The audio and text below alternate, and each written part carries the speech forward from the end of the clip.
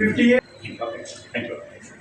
Telangana productions banner పై నాసరియా సందేశాత్మక చిత్రాన్ని అన్ని భాషల్లో చేయడానికి ముందుకు వచ్చారు. ముఖ్యంగా ఈరోజు మీ ముందుకు వచ్చి తెలుసుకున్నది చాలా సంతోషంగా ఉంది. ముఖ్యంగా 2 ముక్కలు చెప్తాను. మీరు చెడుని ఎంత ఖండించి రాస్తారో అలాగే మంచిని కూడా ప్రోత్సహించి ఎక్కువ రాస్తారని చెప్పేసి మా ఉద్దేశం.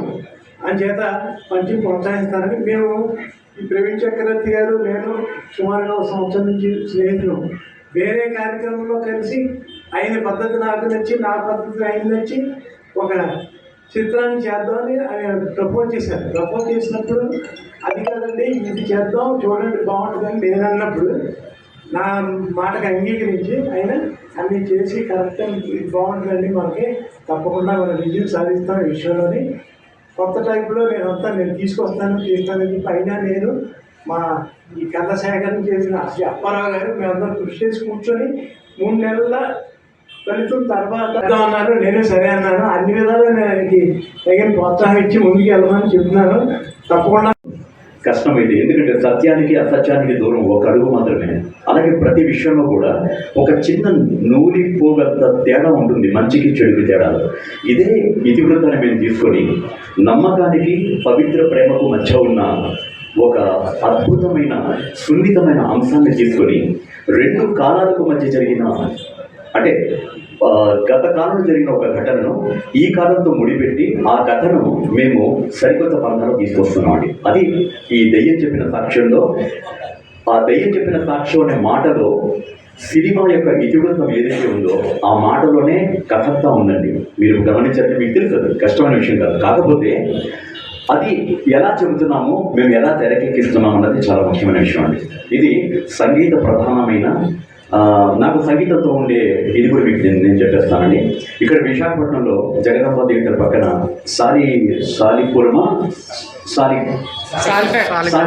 సాలిపేటలో గౌరీ అనే ఒక కీబోర్డ్ పేరు ఉండేవారు. నేను అప్పుడు 7వ తరగతి చదువుకుంటున్నాను. సీఎం స్కూల్ నుంచి వెళ్ళి చెప్పాను షారుఖ్ ఖాన్ గారి సినిమాకి. నేను షారుఖ్ ఖాన్ గారి నుంచి, డీకాప్రియో నుంచి, జాకీ చాన్ నుంచి, మమ్మూటి, మోహన్ లాల్ గారు, సురేష్ గోపి గారు, అర్జున్ గారు, ప్రభుదేవ, ఇప్పుడు ప్రభుదేవ గారికి, సూర్య గారికి హిందీలో నాదే వాయిస్ అండి బాంబేలో. అంటే ఇదంతా ఎందుకు నాది చెప్పుకోవాలని కాదు నా ఉద్దేశం.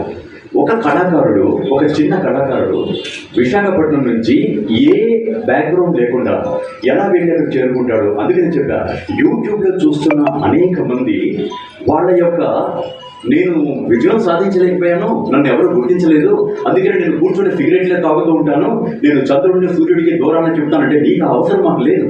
సూర్యుడు గురించి అందరూ చెప్పేశారు, శాస్త్రవేత్తలు ఉన్నారు, నువ్వు చేయాల్సిన పని నువ్వు చేయి. మీరందరూ ఈ పాత్రికేయ మిత్రుల్లో ఎవరైనా ఒక మిత్రుడు తన జీవితాన్ని కానీ తన యొక్క ప్రయాణాన్ని కానీ పాటు చేసుకుంటే మీరు ఎంత చింతిస్తారండి మీతో పాటు ఉండేటప్పుడు? అది ప్రతి వారికి ఆ బాధ్యత ఉండాలి. అలాగే నేను ఎందుకు ఈ మాట చెప్తున్నానంటే నిజంగా చెప్తున్నాను, నేను ఏ పట్టుదలతో ఇక్కడి నుంచి వెళ్ళాను అది నేను సాధించాను. ఒక్క భాషలో కాదు, తెలుగు, తమిళం, కన్నడ, హిందీ, ఇప్పుడు ఉర్దూ కూడా సూర్య గారు నన్ను కోరారు గజనీ నువ్వే చెప్పాలని. అంటే ఈ ప్రయాణం ఎందుకు ఇలా సాగుతుంది అంటే మన మీద మనకుండే నమ్మకం, కళ పట్ల మనకుండే మమకారం. దీనికి ఎవరికి రాసి పెట్టలేదండి. ఒక్క చిరంజీవి గారు నేను ఎంత నాకు ముందు అక్కినేని గారు నా ప్రేరణ. అక్కినేని గారి సినిమాలు, ఘంటసాల గారి పాట విని నేను ఇక్కడి నుంచి అక్కడికి వెళ్ళాను. తర్వాత చిరంజీవి గారిని చూసిన తర్వాత నేను ఆయన దగ్గర నుంచి ఎప్పుడు పర్సనల్గా నేను ఆయన ఆఫీస్లో ఒకసారి కలిశాను, బట్ మాట్లాడే అవకాశం నాకు లేదు. కానీ ఆయన దగ్గర నుంచి నేర్చుకున్నది ఏంటంటేనండి, ఏ వేదిక మీదైనా కూడా ఇంతవరకు ఆయన చేతులు కట్టుకోకుండా నిలబడి నేను చూడలేదు. ఇంతవరకు ఏ వేదిక మీదైనా ఆయన ప్రస్థానం ఏంటి, ఆయన చేరినది ఎన్టీ రామారావు గారి తర్వాత అంత అద్వితీయ స్థానంలో ఆయన ఉండి కూడా వేదిక మీద నేను ఇప్పుడు కూడా మీ ముందు ఎందుకు కూర్చోలేకపోతున్నాను అంటే మీ మీద నాకు సాధారణంగా గౌరవం ఉంది. ఇప్పటి వరకు నేను చెప్పిన అన్ని సినిమాలు 1400 సినిమాలు కూడా నేను నిలబడి చెప్తానండి. నిన్న మొన్న వచ్చిన ఆర్టిస్టులు టీవీ సీరియల్లో ఒక డైలాగ్ చెప్పి వాడు వచ్చిన వెంటనే ఏసీ వేయాలి, వాడికి ఒక సోఫా ఉండాలి, పడుకుని చెప్తారు. ఇవన్నీ నాకు అర్థం కాని విషయాలు. మన లక్ష్యాన్ని మనం చేరాలి అంటే కష్టాన్ని నమ్ముకోవాలి. కష్టం అంటే కష్టం, మనమే రాళ్ళు పోయింది. ఇంకొక ఉదాహరణ చెప్తానంటే, నాకు దాసరి గారు 14-15 సినిమాలు నేను డబ్బింగ్ చెప్పాను. విక్రమ్ నుంచి రామ్కి, ఒసేరాములమ్మ, రౌడీ దగ్గర ఈ సినిమాలన్నీ కూడా ప్రకాష్ రాజ్ గారు కూడా నేను కొన్ని సినిమాలో చెప్పాను. అయితే ఇక్కడ గొప్ప విషయం ఏంటంటే చెప్పదలుచుకున్న విషయం, ఎవరైతే ఈ ఈ ఈ స్థానానికి పెద్ద స్థానాల్లో ఉన్నారో వాళ్ళ అవసరం అంటే పరిశ్రమకి ఎవరి అవసరమైతే ఉందో వాళ్ళు ఈ రోజు కూడా రెహమాన్ గారు కానీ ఇళయరాజా గారు కానీ వాళ్ళ భక్తి ఆ వృత్తి మీద ఎంతో భక్తి ఉంటుందండి.